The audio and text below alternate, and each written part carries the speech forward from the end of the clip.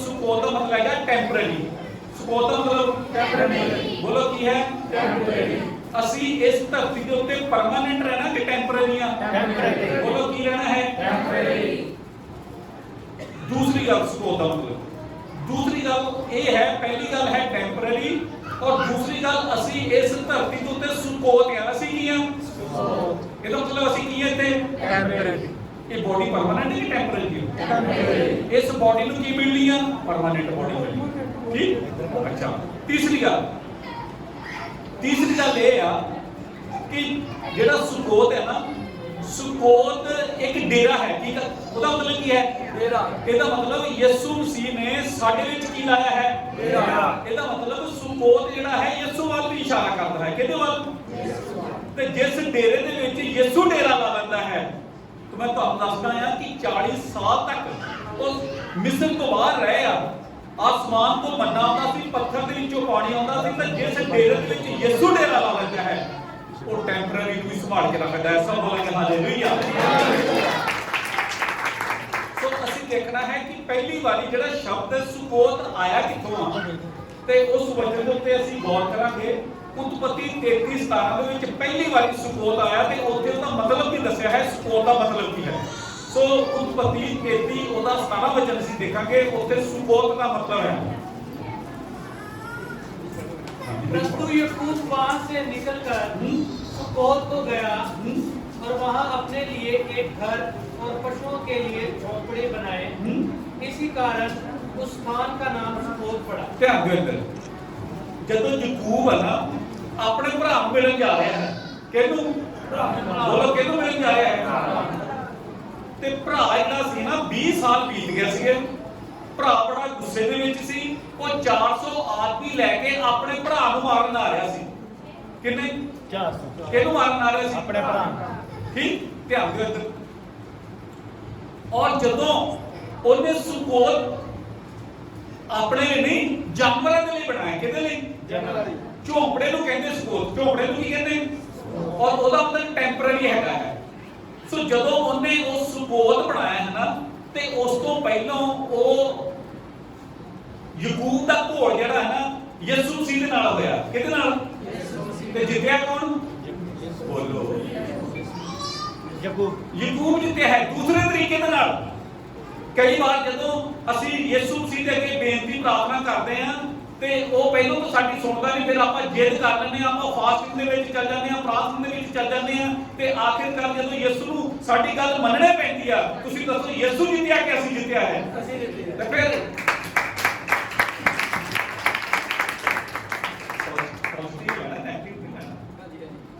ਘੋਲ ਉਹਨੇ ਕੀਤਾ ਹੈ, ਔਰ ਘੋਲ ਉਹਨੇ ਜਦੋਂ ਕੀਤਾ ਹੈ ਤੇ ਜਦੋਂ ਉਹਦਾ ਭਰਾ ਈਸਾ ਉਹਨੂੰ ਮਾਰਨ ਆ ਰਿਹਾ ਹੈ, ਉਹਨੇ ਪਹਿਲੀ ਵਾਰੀ ਉੱਥੇ ਸੁਕੋਤ ਬਣਾਇਆ ਹੈ। ਔਰ ਮੈਂ ਤੁਹਾਨੂੰ ਦੱਸਣਾ ਚਾਹੁੰਦਾ, ਉਹਨੇ ਮਹਿਸੂਸ ਕੀਤਾ ਹੈ ਮੈਂ ਟੈਂਪਰੇਰੀ ਆ ਤਾਂ ਮੇਰਾ ਬਚਾਉਣ ਵਾਲਾ ਯਿਸੂ ਹੈ। ਤੇ ਜਦੋਂ ਆਪਾਂ ਇਸ ਸੰਸਾਰ ਤੋਂ ਆਪਣੀ ਨਿਗਾਹ ਹਟਾ ਲੈਂਦੇ ਆ, ਇਹਦਾ ਮਤਲਬ ਅਸੀਂ ਸੰਸਾਰ ਦੇ ਨਾਲ ਜੁੜੇ ਆ, ਤਾਂ ਫਿਰ ਤਾਂ ਅਸੀਂ ਪਰਮਾਨੈਂਟ ਆ।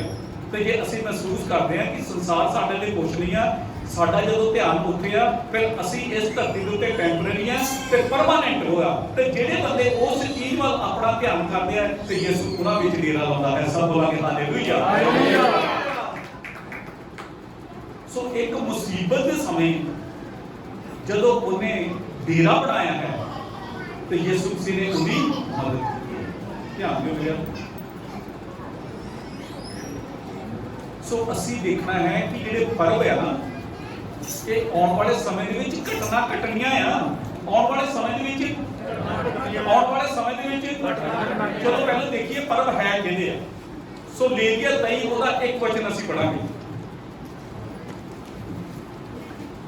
ਪ੍ਰਭੂ ਨੇ ਮੂਸਾ ਨੂੰ ਕਿਹਾ, ਤੂੰ ਇਜ਼ਰਾਈਲੀ ਲੋਕਾਂ ਨੂੰ ਮੇਰੇ ਠਹਿਰਾਏ ਹੋਏ ਇਹਨਾਂ ਪਵਿੱਤਰ ਤਿਉਹਾਰਾਂ ਦੇ ਬਾਰੇ ਦੱਸ। ਪਰਬ ਜਿਹੜੀ ਯਹੋਵਾ ਦੀ ਹੈ, ਕਿਹਦੀ ਹੈ? ਤੇ ਯਹੋਵਾ ਕਿਹਨਾਂ ਦਾ ਹੈ? ਤੇ ਜਦੋਂ ਅਸੀਂ ਉਹਦੇ ਪਰਬ ਮਨਾਉਂਦੇ ਆ, ਫਿਰ ਉਹ ਸਾਡੇ ਹੋ ਜਾਂਦੇ ਹੈ। ਹੁਣ ਯਹੂਦੀ ਜਦੋਂ ਉਸ ਪਰਬ ਨੂੰ ਮਨਾਉਂਦੇ ਆ ਤੇ ਉਹ ਪਰਬ ਕਿਹਨਾਂ ਦੇ ਹੋ ਗਏ? ਯਹੂਦੀਆਂ ਦੇ। ਆਪਾਂ ਕਿਹਨਾਂ ਦੇ ਕਹਿੰਦੇ ਆ? ਅਸੀਂ ਕੀ ਮਨਾਉਂਦੇ? ਅਸੀਂ ਈਸਟਰ, ਗੁੱਡ ਫਰਾਈਡੇ ਜਾਂ ਕ੍ਰਿਸਮਸ। ਇਸ ਕਰਕੇ ਕਹਿੰਦੇ ਕ੍ਰਿਸਮਸ, ਗੁੱਡ ਫਰਾਈਡੇ ਉਹਨਾਂ ਦੇ ਆ, ਕਿਉਂਕਿ ਉਹ ਤਾਂ ਬਾਈਬਲ ਦੇ ਵਿੱਚ ਉਹ ਚੀਜ਼ਾਂ ਤਾਂ ਹੈ ਹੀ ਨਹੀਂ ਆ। ਜਿਹੜੀਆਂ ਚੀਜ਼ਾਂ ਹੈਗੀਆਂ ਆ ਉਹਨਾਂ ਨੂੰ ਅਸੀਂ ਮਨਾਈ ਮਨਾਈ ਜਾਂਦੇ ਆ, ਜਿਹੜੀਆਂ ਨਹੀਂ ਆ ਉਹਨਾਂ ਨੂੰ ਅਸੀਂ ਮਨਾਉਂਦੇ ਆ, ਤੇ ਜਿਹੜੀਆਂ ਹੈਗੀਆਂ ਆ ਉਹਨਾਂ ਨੂੰ ਇੱਕ ਵਾਰੀ ਫਿਰ ਧਿਆਨ ਦੇ ਨਾਲ ਸੁਣੋ। 4 ਐਤ ਪੜਾਂਗੇ ਜੀ ਨੂੰ। ਪ੍ਰਭੂ ਨੇ ਮੂਸਾ ਨੂੰ ਕਿਹਾ, ਤੂੰ ਇਜ਼ਰਾਈਲੀ ਲੋਕਾਂ ਨੂੰ ਮੇਰੇ ਠਹਿਰਾਏ ਹੋਏ ਇਹਨਾਂ ਪਵਿੱਤਰ ਤਿਉਹਾਰਾਂ ਦੇ ਬਾਰੇ ਦੱਸ। ਇਹਨਾਂ ਤਿਉਹਾਰਾਂ ਬਾਰੇ ਤੂੰ ਸਭ ਲੋਕਾਂ ਨੂੰ ਦੱਸ। ਕਹਿੰਦਾ ਮੇਰੇ ਜਿਹੜੇ ਪਰਬ ਆ ਨਾ, ਇਹਨਾਂ ਨੂੰ ਲੋਕਾਂ ਨੂੰ ਦੱਸੋ, ਇਹਨਾਂ ਦਾ ਪ੍ਰਚਾਰ ਕਰੋ, ਕਿਉਂਕਿ ਇਹ ਘਟਨਾ ਘਟਣ ਵਾਲੀਆਂ ਆ। ਘਟਨਾ ਅਸੀਂ ਚਲੋ ਦੇਖੀਏ ਕਿ ਘਟਨਾ ਘਟੀਆਂ ਕਿਉਂ। ਅਸੀਂ ਪਹਿਲੇ ਪਰਬ ਦੇ ਉੱਤੇ ਗੌਰ ਕਰਾਂਗੇ, ਲੇਵੀਆ 23 ਉਹਦਾ 5 ਵਚਨ। ਪਹਿਲੇ ਮਹੀਨੇ ਦੇ 14ਵੇਂ ਦਿਨ ਦੀਆਂ ਤਰਕਾਲਾਂ ਦੇ ਸਮੇਂ ਤੁਸੀਂ ਪ੍ਰਭੂ ਦੇ ਪਸਾਹ ਦਾ ਤਿਉਹਾਰ ਮਨਾਉਣਾ। ਦੇਖੋ ਧਿਆਨ ਦਿਓ ਇੱਧਰ, ਪਹਿਲਾ ਪਰਬ ਪਹਿਲੇ ਮਹੀਨੇ ਦੀ 14 ਤਰੀਕ ਨੂੰ ਇੱਕ ਲੇਲੇ ਨੂੰ ਕੁਰਬਾਨ ਕਰਨਾ ਹੈ। ਪਹਿਲੇ ਮਹੀਨੇ ਦੀ 14 ਤਰੀਕ ਨੂੰ ਇੱਕ ਲੇਲੇ ਨੂੰ ਸ਼ਾਮ ਦੇ ਵੇਲੇ ਯਿਸੂ ਮਸੀਹ ਤੋਂ ਪਹਿਲਾਂ ਜਿਹੜੇ ਯਹੂਦੀ ਲੋਕ ਸੀਗੇ, ਇਜ਼ਰਾਈਲੀ ਲੋਕ ਸੀਗੇ, ਉਹ ਰੋਜ਼ ਸਵੇਰੇ ਤੇ ਸ਼ਾਮ ਨੂੰ ਕੁਰਬਾਨੀ ਦਿੰਦੇ ਸੀਗੇ। ਰੋਜ਼ 9 ਵਜੇ ਇੱਕ ਕੁਰਬਾਨੀ ਹੁੰਦੀ ਸੀ ਤੇ ਇੱਕ 3 ਵਜੇ। ਉਦੋਂ ਤੱਕ ਕੁਰਬਾਨੀਆਂ ਚੱਲਦੀਆਂ ਰਹੀਆਂ ਜਦੋਂ ਤੱਕ ਯਿਸੂ ਨਹੀਂ ਸੀ ਆਇਆ।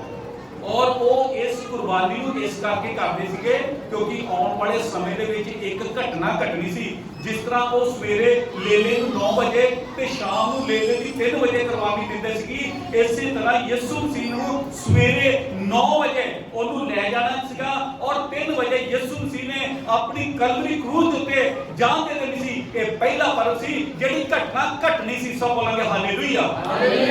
ਸੋ ਪਹਿਲਾ ਪਰਬ ਜਿਹੜਾ ਸੀ ਯਿਸੂ ਮਸੀਹ ਦੀ ਮੌਤ ਵੱਲ ਇਸ਼ਾਰਾ ਕਰਦਾ ਸੀ। ਕਿਹਦੇ ਵੱਲ? ਇਹਦਾ ਮਤਲਬ ਘਟਨਾ ਘਟਣੀ ਸੀ ਜਾਂ ਇੱਕ ਤਿਉਹਾਰ ਮਨਾਉਣਾ ਸੀ? ਬੋਲੋ। ਇਹਦਾ ਮਤਲਬ ਆਉਣ ਵਾਲੇ ਸਮੇਂ ਦੇ ਵਿੱਚ ਇੱਕ ਭਵਿੱਖਬਾਣੀ ਸੀ। ਆਉਣ ਵਾਲੇ ਸਮੇਂ ਵਿੱਚ ਸੋ ਉਹ ਭਵਿੱਖਬਾਣੀ ਪੂਰੀ ਹੋਈ। ਲੋਕ ਤਾਂ ਆਪਣੇ ਵਾਂਗੂ ਮਨਾ ਰਹੇ ਸੀਗੇ, ਪਰ ਉਹਨਾਂ ਨੂੰ ਇਹ ਨਹੀਂ ਪਤਾ ਸੀ ਕਿ ਹਕੀਕਤ ਦੇ ਵਿੱਚ ਇਹ ਇੱਕ ਘਟਨਾ। ਸੋ ਪਸਾਹ ਦਾ ਤਿਉਹਾਰ ਉਹਨੂੰ ਕਿਹਾ ਜਾਂਦਾ ਸੀਗਾ। ਕਿਹੜਾ ਤਿਉਹਾਰ? ਠੀਕ। ਹੁਣ ਆਪਾਂ ਦੂਸਰਾ ਤਿਉਹਾਰ ਦੇਖਾਂਗੇ 6 ਅਗਲੇ। ਉਸੇ ਮਹੀਨੇ ਦੇ 15ਵੇਂ ਦਿਨ ਤੁਸੀਂ ਅਖਮੀਰੀ ਰੋਟੀ ਦਾ ਤਿਉਹਾਰ ਮਨਾਉਣਾ। ਹਾਂ, ਹੁਣ ਕਹਿੰਦੇ ਕਿ ਜਿਹੜਾ ਦੂਸਰਾ ਪਰਬ ਹੈ ਨਾ ਉਹ ਅਖਮੀਰੀ ਰੋਟੀ ਦਾ ਹੈ। ਕਿਹਦਾ? ਅਖਮੀਰੀ ਕਿਹਨੂੰ ਕਹਿੰਦੇ ਆਪਾਂ? ਜਿਹੜਾ ਆਟਾ ਕਦੀ ਵੀ ਖਰਾਬ। ਸੋ ਪਹਿਲਾ ਪਰਬ ਜਿਹੜਾ ਸੀ ਉਹ ਯਿਸੂ ਮਸੀਹ ਦੀ ਮੌਤ ਵੱਲ ਇਸ਼ਾਰਾ ਕਰਦਾ ਸੀ। ਦੂਸਰਾ ਜਿਹੜਾ ਪਰਬ ਅਖਮੀਰੀ ਰੋਟੀ ਹੈ, ਯਿਸੂ ਮਸੀਹ ਦੀ ਜਿਹੜੀ ਦਫਨਾਈ ਜਾਂਦਾ ਸੀਗਾ ਕਿ ਯਿਸੂ ਮਸੀਹ 3 ਦਿਨ ਕਬਰ ਦੇ ਵਿੱਚ ਰਹੇ ਆ ਤੇ ਉਹਨਾਂ ਦਾ ਸਰੀਰ ਬਿਲਕੁਲ ਵੀ ਖਰਾਬ ਨਹੀਂ ਹੋਇਆ। ਤੁਸੀਂ 3 ਦਿਨ ਦੀ ਬੋਡੀ ਕਬਰ ਦੇ ਵਿੱਚ ਰੱਖੋ, ਹਰ ਬੋਡੀ ਕੀ ਹੋ ਜਾਣੀ ਹੈ? 3 ਦਿਨ ਤੱਕ ਆਟਾ ਰਹਿਣ ਦਿਓ। ਆਟਾ ਕੀ ਕਰਨਾ ਹੈ? ਇਹਦਾ ਮਤਲਬ ਆਉਣ ਵਾਲੇ ਸਮੇਂ ਦੇ ਵਿੱਚ ਇੱਕ ਘਟਨਾ ਘਟਣੀ ਸੀ। ਆਉਣ ਵਾਲੇ ਸਮੇਂ ਵਿੱਚ ਇੱਕ ਘਟਨਾ ਘਟਣੀ ਸੀਗੀ, ਪਰ ਉਹਨਾਂ ਨੂੰ ਇਹ ਨਹੀਂ ਪਤਾ ਸੀ ਕਿ ਵਾਕਈ ਅਸੀਂ ਮਨਾਈ ਤਾਂ ਜਾ ਰਹੇ ਹਾਂ। ਪਤਾ ਨਹੀਂ ਇਹ ਚੀਜ਼ਾਂ ਹੋਣੀਆਂ ਕਿ ਨਹੀਂ ਹੋਣੀਆਂ।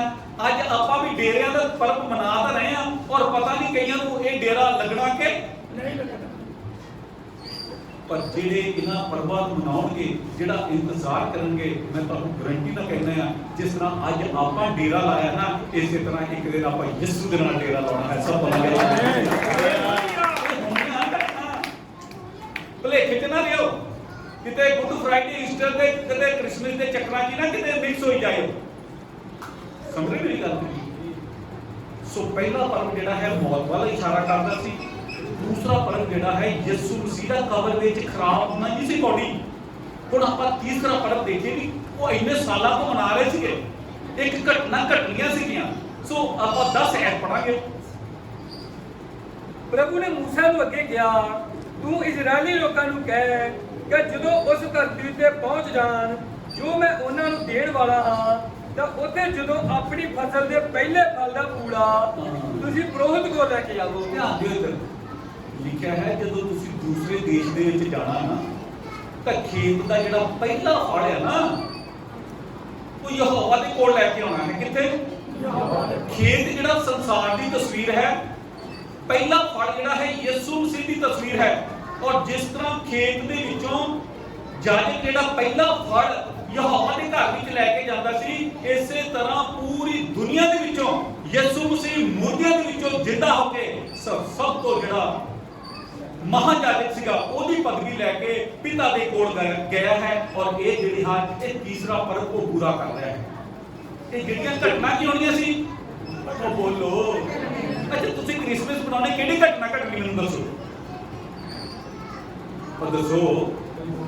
ਹਾਂ ਤੁਸੀਂ ਕ੍ਰਿਸਮਸ ਮਨਾਉਣੇ ਆ, ਮੈਨੂੰ ਦੱਸੋ ਉਹਦੇ ਨਾਲ ਕਿਹੜਾ ਲਿੰਕ ਹੈ, ਕਿੱਥੇ ਜਾ ਕੇ ਜੁੜਵੀਂ ਚੀਜ਼, ਕਿਤੇ ਜੁੜਵੀਂ ਬੋਲੋ।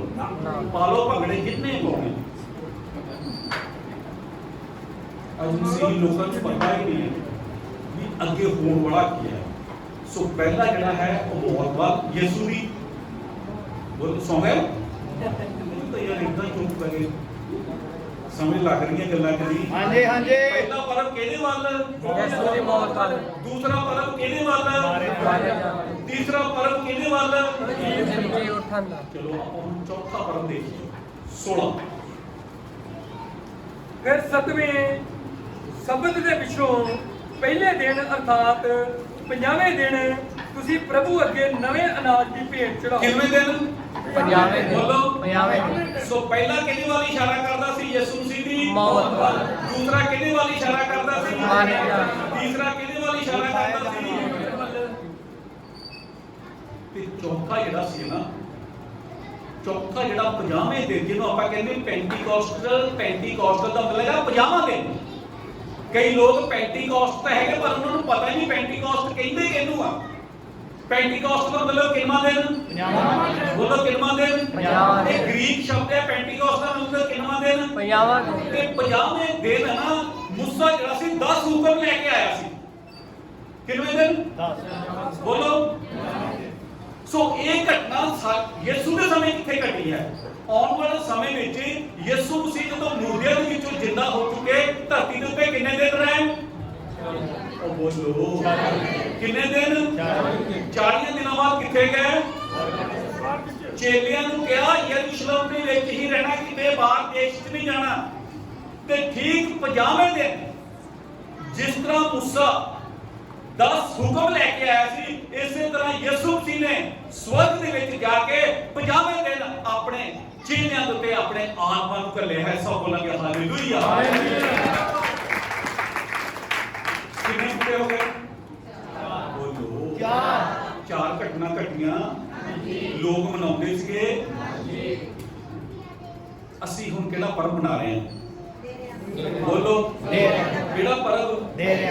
ਅੱਛਾ ਹੁਣ ਆਪਾਂ ਪਹਿਲੋਂ ਸੀਗੇ ਪਹਿਲੇ ਮਹੀਨੇ ਦੇ ਵਿੱਚ 3 ਪਰਬ। ਪਹਿਲੇ ਮਹੀਨੇ ਦੇ ਵਿੱਚ ਕਿਹੜਾ ਕਿਹੜਾ? ਪਹਿਲਾ ਪੂਲਾ। ਸੋ ਕਿੰਨਵੇਂ ਮਹੀਨੇ ਦੇ ਵਿੱਚ? ਕਿੰਨੇ? 3 ਦਿਨ। ਫਿਰ ਤੀਸਰੇ ਮਹੀਨੇ ਦੇ ਵਿੱਚ ਕਿੰਨਵਾਂ ਤਿਉਹਾਰ? ਇੱਕ। ਕਿਹੜਾ ਤਿਉਹਾਰ? ਪੈਂਤੀਕੋਸਤ। ਬੋਲੋ। ਪੈਂਤੀਕੋਸਤ। ਹੁਣ ਆਪਾਂ ਆ ਗਏ 7ਵੇਂ ਮਹੀਨੇ ਦੇ ਵਿੱਚ। ਕਿਹਦੇ ਵਿੱਚ ਵੀ? 7ਵੇਂ ਮਹੀਨੇ। 7ਵਾਂ ਜਿਹੜਾ ਹੈ ਮਹੀਨਾ ਆਖਰੀ ਮਹੀਨਾ ਹੈ, ਕਿਉਂਕਿ ਪੂਰੀ ਦੁਨੀਆ ਦਾ ਜਿਹੜਾ ਆਦਮ ਤੋਂ ਲੈ ਕੇ ਪੀਰੀਅਡ ਚੱਲ ਰਿਹਾ ਨਾ, ਪੂਰੀ ਦੁਨੀਆ ਦਾ 7000 ਸਾਲ ਦਾ ਪੀਰੀਅਡ ਹੈ। ਕਿੰਨਾ? 7000। ਬੋਲੋ ਕਿੰਨਾ ਪੀਰੀਅਡ ਹੈ? ਹੁਣ 6000 ਸਾਲ ਕੀ ਹੋ ਗਏ ਆ? ਉਹ ਬੋਲੋ ਆਪਾਂ ਕਿੰਨਵੇਂ ਚ ਐਂਟਰੀ ਹੋ ਗਏ ਆ? ਹੁਣ ਕਦੋਂ ਵੀ ਪਟਾਕਾ ਪੈ ਸਕਦਾ। ਆਪਾਂ ਕਿਹੜੇ ਮਹੀਨੇ ਚ ਆ ਗਏ? 7ਵੇਂ ਮਹੀਨੇ। ਬੋਲੋ ਆਖਰੀ ਚ ਆ ਗਏ। ਕਿਹੜੇ? ਬੋਲੋ ਕਿਹੜੇ ਚ ਆ ਗਏ? ਪਹਿਲੇ ਤੋਂ ਲੈ ਕੇ 6 ਮਹੀਨੇ ਤੱਕ ਆਪਾਂ ਆਏ ਆ। ਕਿੰਨੇ ਮਹੀਨੇ ਤੱਕ? 6 ਮਹੀਨੇ। ਇਹਦਾ ਮਤਲਬ 6 ਮਹੀਨੇ ਤਾਂ ਸਾਨੂੰ ਮਿਲੇ ਆ ਨਾ। ਹੁਣ ਆਪਾਂ 7ਵੇਂ ਮਹੀਨੇ ਦੇ ਵਿੱਚ ਐਂਟਰੀ ਕਰਕੇ ਦੇਖੀਏ ਕਿ 7ਵੇਂ ਮਹੀਨੇ ਦੇ ਵਿੱਚ ਹੁਣ ਕਿਹੜੇ ਕਿਹੜੇ ਪਰਬ ਆਉਣੇ ਆ। ਚਲੋ ਲੇਵੀਆ 23 ਦੀ 23 ਪੜਾਂਗੇ ਆਪਾਂ। ਫਿਰ 24। ਪ੍ਰਭੂ ਨੇ ਮੂਸਾ ਨੂੰ ਅੱਗੇ ਕਿਹਾ, ਤੂੰ ਲੋਕਾਂ ਨੂੰ ਦੱਸ ਕਿ 7ਵੇਂ ਮਹੀਨੇ ਦੇ ਪਹਿਲੇ ਦਿਨ ਤੁਸੀਂ ਪਵਿੱਤਰ ਆਰਾਮ ਦਾ ਦਿਨ ਮਨਾਉਣਾ। ਤਿਉਹਾਰ ਦੇ ਆਰੰਭ ਵਿੱਚ ਤੁਸੀਂ ਬਿਗਲ ਵਜਾਉਣਾ ਤਾਂ ਲੋਕ ਪਵਿੱਤਰ ਇਕੱਠ ਲਈ ਇਕੱਠੇ ਹੋ। ਹਾਂ ਕਹਿੰਦਾ ਕਿ 7ਵੇਂ ਮਹੀਨੇ ਦੀ ਪਹਿਲੀ ਤਰੀਕ ਨੂੰ ਤੁਰੀਆਂ ਵਜਾਉਣੀਆਂ ਆ। 7ਵੇਂ ਮਹੀਨੇ ਦੀ ਪਹਿਲੀ ਤਰੀਕ। ਆਪਾਂ ਕਿਹੜੇ ਮਹੀਨੇ 'ਚ ਚੱਲ ਰਹੇ ਆ? 7ਵੇਂ। ਬੋਲੋ 7ਵੇਂ ਮਹੀਨੇ। ਕਿਹੜੇ ਮਹੀਨੇ ਦੇ ਵਿੱਚ? 7ਵੇਂ ਮਹੀਨੇ। ਤਾਂ 7ਵੇਂ ਮਹੀਨੇ ਦੀ ਪਹਿਲੀ ਤਰੀਕ ਨੂੰ ਕੀ ਵੱਜਣੀਆਂ ਹੈ? ਤੁਰੀਆਂ। ਇਹ ਤੁਰੀਆਂ ਜਿਹੜੀਆਂ ਆ ਇਹ ਯਿਸੂ ਮਸੀਹ ਦੀ ਆਉਣ ਦੀ ਨਿਸ਼ਾਨੀ ਆ। ਸਭ ਬੋਲਾਂਗੇ ਹਾਲੇਲੂਇਆ। ਕਹਿੰਦਾ 7ਵੇਂ ਮਹੀਨੇ ਦੀ ਪਹਿਲੀ ਤਰੀਕ ਨੂੰ ਦੂਤਾਂ ਨੇ ਨਾ ਤੁਰੀਆਂ ਵਜਾਉਣੀਆਂ। ਕੀ ਕਰਨੀਆਂ ਹੈ? ਤੇ ਮੈਂ ਤੁਹਾਨੂੰ ਕਹਿੰਦਾ ਤੁਰੀ ਦੀ ਆਵਾਜ਼ ਨਾਲ ਕੀ ਕਰੋ? ਬੋਲੋ ਜਾਗ ਜਾਓ। ਜਾਗਣਾ ਕਿਦਾਂ? ਤੌਬਾ ਕਰ ਲਓ। ਕੀ ਕਰ ਲਓ? ਤੌਬਾ। ਬੋਲੋ ਤੌਬਾ। ਕੀ ਕਰ ਲਓ? ਤੋਬਾ। ਕਿੰਨੇ ਮਹੀਨੇ ਮਿਲੇ? 6। 7ਵੇਂ ਚ ਐਂਟਰੀ ਹੋਈ ਆ। ਕਿੰਨੇ ਮਹੀਨੇ ਮਿਲੇ? 6। ਕਾਹਦੇ ਵਾਸਤੇ? ਤੋਬਾ ਕਰ। ਉਹ ਬੋਲੋ ਤੌਬਾ ਕਰਨ ਦੇ ਲਈ। ਕਈ ਕਹਿੰਦੇ ਨਾ ਲਾਗੇ ਜੇ ਕਰ ਲਵਾਂ। ਕਿ ਕਦੋਂ? ਲਾਗੇ ਦੇ ਤਾਂ ਕਿੰਨੇ ਮਹੀਨੇ ਬੀਤ ਗਏ? 6। ਤੇ ਐਂਟਰੀ ਕਿਹਦੇ ਵਿੱਚ ਹੋ ਗਈ? 7ਵੇਂ। ਸੋ 7ਵੇਂ ਮਹੀਨੇ ਦੀ ਪਹਿਲੀ ਤਰੀਕ ਨੂੰ ਬੋਲੋ ਕਿਹੜਾ ਤਿਉਹਾਰ? ਅੱਛਾ 10 ਦਿਨ ਹੋਰ ਤੁਹਾਨੂੰ ਦੇ ਦਿੱਤੇ ਨੇ। ਚਲੋ ਆਪਾਂ 27 ਐਡ ਦੇ ਵਿੱਚ ਦੇਖਾਂਗੇ। 10 ਦਿਨ ਤੁਹਾਡੇ ਕੋਲ ਰਹਿ ਗਏ ਹੁਣ। ਤਦ ਪ੍ਰਭੂ ਨੇ ਮੂਸਾ ਨੂੰ ਕਿਹਾ 7ਵੇਂ ਮਹੀਨੇ ਦੇ 10ਵੇਂ ਦਿਨ ਤੁਸੀਂ ਮਾਫੀ ਪ੍ਰਾਪਤੀ ਦਾ ਦਿਨ ਮਨਾਉਣਾ। ਹਾਂ ਕਦੋਂ? 7ਵੇਂ ਮਹੀਨੇ ਵਿੱਚ 7ਵੇਂ ਮਹੀਨੇ ਦੇ ਵਿੱਚ ਮਾਫੀ ਪ੍ਰਾਪਤ। ਕਿਹੜੀ ਤਰੀਕ ਨੂੰ?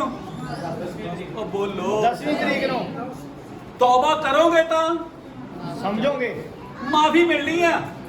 ਤੌਬਾ ਕਰੋਗੇ ਤਾਂ ਮਾਫੀ ਮਿਲੇਗੀ। ਨਹੀਂ ਤਾਂ ਫਿਰ ਨਿਆਂ ਆ। ਫਿਰ ਕੀ ਹੈਗਾ? ਨਿਆਂ। ਫਿਰ ਕੀ ਹੈਗਾ? ਜਿਨ੍ਹਾਂ ਨੂੰ ਮਾਫੀ ਮਿਲ ਗਈ ਫਿਰ ਦੋ ਗਰੁੱਪ ਹੋ ਜਾਣੇ ਆ। ਇੱਕ ਨੂੰ ਮਾਫੀ ਮਿਲੀ ਆ, ਇੱਕ ਨੂੰ ਮਾਫੀ ਨਹੀਂ ਮਿਲੀ। ਇੱਕ ਬੱਕਰਾ ਜਿਹੜਾ ਸੀਗਾ ਉਹ ਯਹੋਵਾ ਦੇ ਘਰ ਵਿੱਚ ਗਿਆ ਤਾਂ ਇੱਕ ਬੱਕਰਾ ਜਿਹੜਾ ਜੰਗਲ ਦੇ ਵਿੱਚ ਚਲ ਗਿਆ। ਇੱਕ ਕਿਹਦੇ ਵਿੱਚ?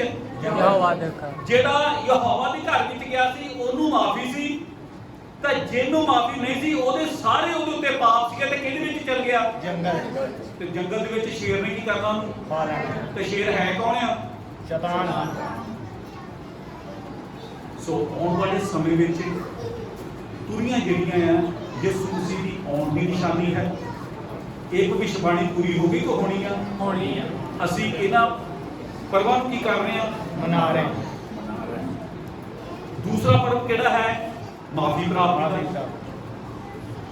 ਕਿਹੜਾ ਹੈ? ਮਾਫੀ ਪ੍ਰਾਪਤ। ਤੇ ਮਾਫੀ ਉਹਨਾਂ ਨੂੰ ਮਿਲਣੀ ਹੈ ਜਿਨ੍ਹਾਂ ਨੇ ਤੁਰੀ ਦੀ ਆਵਾਜ਼ ਨੂੰ ਪਛਾਣਿਆ ਤੇ ਜਿਨ੍ਹਾਂ ਨੇ ਤੌਬਾ ਨਹੀਂ ਕੀਤੀ। ਉਸ ਤੋਂ ਬਾਅਦ ਹੁਣ ਆਪਾਂ 33 ਐਡ ਦੇ ਵਿੱਚ ਚੱਲਾਂਗੇ। ਪ੍ਰਭੂ ਨੇ ਅੱਗੇ ਮੂਸਾ ਨੂੰ ਕਿਹਾ 7ਵੇਂ ਮਹੀਨੇ ਦੇ 15ਵੇਂ ਦਿਨ ਤੋਂ ਸ਼ੁਰੂ ਕਰਕੇ 7 ਦਿਨਾਂ ਤੱਕ ਤੁਸੀਂ ਪ੍ਰਭੂ ਦੇ ਲਈ ਡੇਰੇ ਦਾ ਤਿਉਹਾਰ ਮਨਾਉਣਾ। ਫਿਰ ਕਹਿੰਦਾ ਤੁਸੀਂ ਮੇਰੇ ਡੇਰੇ ਦੇ ਵਿੱਚ ਤਾਂ ਮੈਂ ਤੁਹਾਡੇ ਡੇਰੇ ਦੇ ਵਿੱਚ। ਹਾਲੇਲੂਇਆ। ਇਹਦਾ ਮਤਲਬ ਡੇਰਾ ਲੱਗਣ ਵਾਲਾ ਹੈ। ਡੇਰਾ ਲੱਗਣ ਵਾਲਾ। ਔਰ ਉਹ ਡੇਰਾ ਜਿਹੜਾ ਲੱਗਣਾ ਹੈ 1000 ਸਾਲ ਲਈ ਲੱਗਣਾ ਹੈ। ਕਿੰਨੇ ਦੇ? 1000। ਔਰ 1000 ਸਾਲ ਦੇ ਵਿੱਚ ਵੀ ਜਿਹੜੇ ਯਿਸੂ ਮਸੀਹ ਦੀ ਗੱਲ ਸੁਣੂਗੇ ਉਹਨਾਂ ਨੂੰ ਫਿਰ 8ਵੇਂ ਦੇ ਵਿੱਚ ਐਂਟਰੀ ਮਿਲਣੀ ਆ, ਜਿਹਨੂੰ ਆਪਾਂ ਨਵਾਂ ਯਰੂਸ਼ਲਮ ਤੇ ਨਵੀਂ ਪ੍ਰਿਥਵੀ ਕਹਿੰਦੇ ਆ। 1000 ਤੁਹਾਨੂੰ ਹੋਰ ਮਿਲਣਾ ਹੈ, ਪਰ ਉਹਨਾਂ ਲੋਕਾਂ ਨੂੰ ਜਿਨ੍ਹਾਂ ਨੇ ਤੌਬਾ ਕੀਤੀ ਹੋਗੀ ਔਰ ਜਿਨ੍ਹਾਂ ਨੂੰ ਮਾਫੀ ਮਿਲੀ ਹੋਗੀ 1000 ਚ ਉਹਨਾਂ ਨੇ ਜਾਣਾ ਹੈ। ਸਭ ਬੋਲਾਂਗੇ ਹਾਲੇਲੂਇਆ। ਹਾਲੇਲੂਇਆ। ਕੀ 1000 ਲੈ ਕੇ ਆ ਰਹੇ ਆ? ਉਸ ਸਮੇਂ ਮੈਂ ਨਹੀਂ ਹੋਣਾ, ਮੇਰੇ ਯਿਸੂ ਨੇ ਖੜੇ ਹੋ ਕੇ ਕੰਮ ਸੁਣਾਉਣਾ ਹੈ।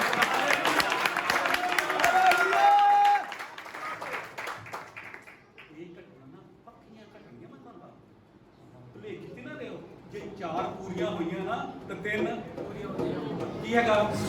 ਬੋਲੋ ਕਿਆ? ਜਦੋਂ ਇਜ਼ਰਾਈਲੀ ਲੋਕ ਮਿਸਰ ਦੇ ਵਿੱਚ ਸੀ ਨਾ ਤਾਂ ਮਿਸਰ ਦੇ ਵਿੱਚੋਂ ਯਹੋਵਾ ਨੇ ਉਹਨਾਂ ਨੂੰ ਕੱਢ ਕੇ ਨਾ ਤੰਬੂਆਂ ਦੇ ਵਿੱਚ ਰੱਖਿਆ। ਕਿਹਦੇ ਵਿੱਚ? ਤੰਬੂਆਂ। ਤੰਬੂਆਂ ਦੇ ਵਿੱਚ ਜਿਹੜੇ ਰਹਿ ਸੀ ਨਾ, ਜਿਨ੍ਹਾਂ ਨੇ ਤਾਂ ਯਹੋਵਾ ਦੀ ਗੱਲ ਸੁਣੀ ਉਹ ਤਾਂ ਆਰਾਮ ਦੇ ਵਿੱਚ ਚਲ ਗਏ, ਤੇ ਜਿਨ੍ਹਾਂ ਨੇ ਯਹੋਵਾ ਦੀ ਗੱਲ ਨਹੀਂ ਸੁਣੀ ਤੇ ਉਹ ਜੰਗਲ ਦੇ ਵਿੱਚ ਹੀ। ਇਸੇ ਲਈ ਹੁਣ ਆਪਾਂ ਇਸ ਸੰਸਾਰ ਦੇ ਵਿੱਚੋਂ ਨਿਕਲ ਕੇ 1000 ਸਾਲ ਦੇ ਲਈ ਆਪਾਂ ਯਿਸੂ ਦੇ ਅੱਗੇ ਬੈਠਣਾ ਹੈ। ਔਰ 1000 ਸਾਲ ਦੇ ਵਿੱਚ ਜਿਹਨਾਂ ਨੇ ਯਿਸੂ ਦੀ ਗੱਲ ਸੁਣੀ ਫਿਰ ਉਹਨਾਂ ਨੇ ਹਮੇਸ਼ਾ ਦੇ ਆਰਾਮ ਦੇ ਵਿੱਚ ਜਾਣਾ ਹੈ। ਸਭ ਬੋਲਾਂਗੇ ਹਾਲੇਲੂਇਆ। ਹਾਲੇਲੂਇਆ। ਗੱਲਾਂ ਨਾ ਧਿਆਨ ਨਾਲ ਸੁਣਨਾ। ਮੈਂ ਦੱਸਾਂ ਇਹ ਸਾਰੀ ਸਟੋਰੀ ਇਦਾਂ ਹੀ ਰਿਪੀਟ ਹੋਣੀ ਆ। ਭੁਲੇਖੇ ਚ ਨਾ ਰਿਓ। ਜੇ 4 ਪੂਰੇ ਹੋਏ ਤਾਂ 3 ਪੂਰੇ ਹੋਣੇ। ਹੁਣ ਲੋਕ ਕਹਿੰਦੇ ਆ ਇਹ ਤਾਂ ਜੀ ਪੁਰਾਣੇ ਨਿਯਮ ਦੀਆਂ ਗੱਲਾਂ ਆ। ਕਿਹਦੇ ਨਿਯਮ ਦੀਆਂ? ਪੁਰਾਣੇ। ਤੇ ਆਪਾਂ 27 ਪਰਵ ਆ ਜਾਣਾ ਨਵੇਂ ਨਿਯਮ ਦੇ ਵਿੱਚ ਵੀ ਦੇਖਣੇ ਨੇ। ਕਿਹਦੇ ਵਿੱਚ? ਨਵੇਂ ਨਿਯਮ ਚ। ਚਲੋ ਪਹਿਲੀ ਗੱਲ